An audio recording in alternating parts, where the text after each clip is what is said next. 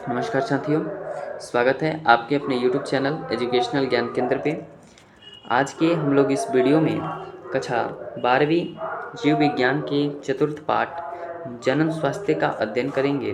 पिछले वीडियो में हम लोगों ने गर्भनिरोधक की विधियाँ जो 4 प्रकार की होती हैं, प्राकृतिक विधि, बाधा विधि, हार्मोनल विधि तथा वंध्याकरण, इसके बारे में अध्ययन किया था। अब के इस वीडियो में प्राकृतिक विधि किसे कहते हैं उसके बारे में अध्ययन करेंगे। तो प्राकृतिक रूप से शुक्राणु को अंडाणु से मिलने को रोक दिया जाता है, उसे प्राकृतिक विधि कहते हैं। अर्थात प्राकृतिक रूप से जो शुक्राणु होता है उसको अंडाणु से मिलने से क्या किया जाता है, रोक दिया जाता है। उसी को क्या कहते हैं, प्राकृतिक विधि कहते हैं। और प्राकृतिक विधि 3 प्रकार के होते हैं: आवर्ती संयम विधि, बाह्य स्खलन विधि और स्तनपान अनार्तो। आवर्ती संयम विधि किसे कहते हैं? तो मासिक धर्म के शुरुआत से 1 सप्ताह पहले, जब मासिक धर्म का शुरुआत होता है, मेंस्ट्रुअल साइकिल का शुरुआत होता है, उससे 1 सप्ताह पहले तथा 1 सप्ताह बाद का समय सुरक्षित काल या आवर्ती संयम विधि होता है, क्योंकि इस समय संभोग करने पर निषेचन की संभावना अत्यंत कम होता है। 10वें दिन से 17वें दिन तक का समय असुरक्षित काल होता है। दूसरा विधि है बाह्य स्खलन विधि।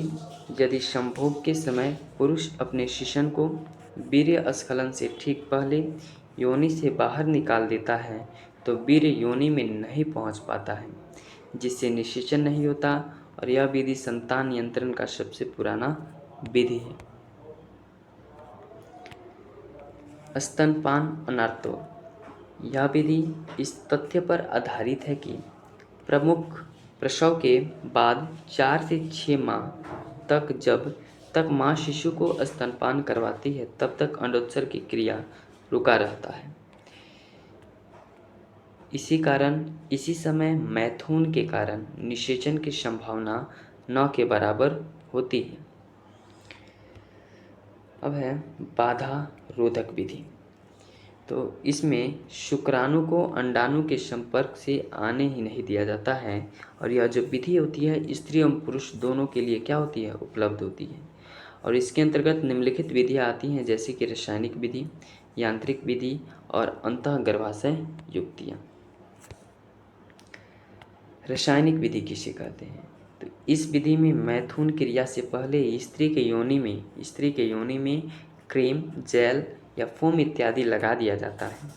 इसमें उपस्थित रसायन स्खलित वीर्य में उपस्थित शुक्राणु को नष्ट कर देते हैं, इसलिए इसे शुक्राणुनाशक भी कहा जाता है।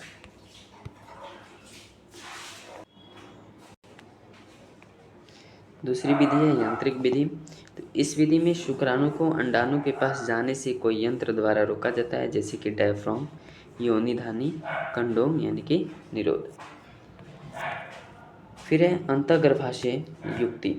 तो यह तांबे, स्टील तथा प्लास्टिक का बना हुआ कुंडलित लूप को गर्भाशय की गुहा में आरोपित अर्थात लगा दिया जाता है, जिससे शुक्राणु अंडाणु के पास नहीं पहुंच पाते हैं और निषेचन नहीं होता है।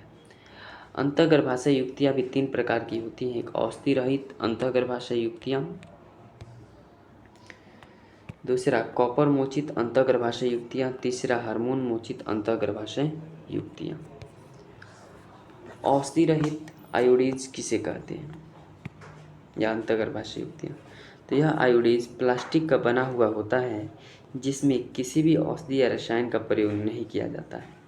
इसे गर्भाशय की गुहा में कुंडलित करके आरोपित किया जाता है, जिसके कारण शुक्राणु अंडाणु में नहीं मिल पाते हैं और निषेचन नहीं होता है, जैसे कि लिपेस लूप, जो इस प्रकार से होता है।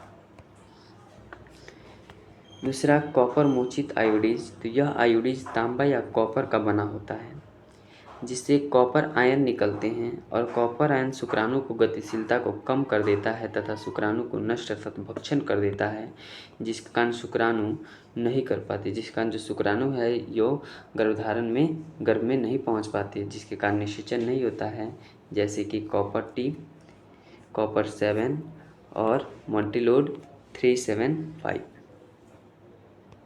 अब हार्मोन मोचित आयोडीज किसे कहते हैं? तो यह हार्मोन पर आधारित होता है जो अंडोत्सर्ग की क्रिया को रोकता है तथा गर्भाशय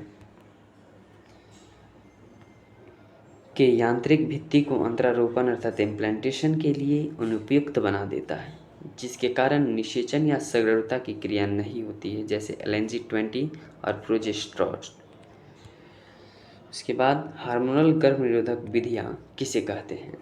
तो यह गर्भ निरोधक की अति सरल विधि होता है जिसमें स्त्रियों के द्वारा गर्भ निरोधक गोलियाँ खाई जाती हैं और यह गोलियाँ युग्मनज तथा निषेचन को रोकता है और इन्हीं गोलियों में प्रोजेस्टेरोन हार्मोन की मात्रा अधिक होता है तथा एस्ट्रोजन हार्मोन की मात्रा कम होता है।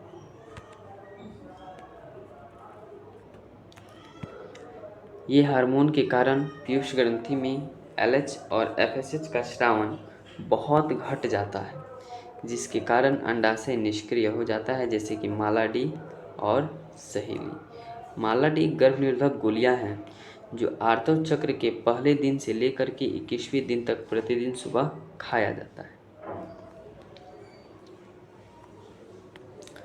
और सहेली नॉन स्टेरॉयडल गोलियां होता है जिसका बहुत कम दुष्प्रभाव होता है।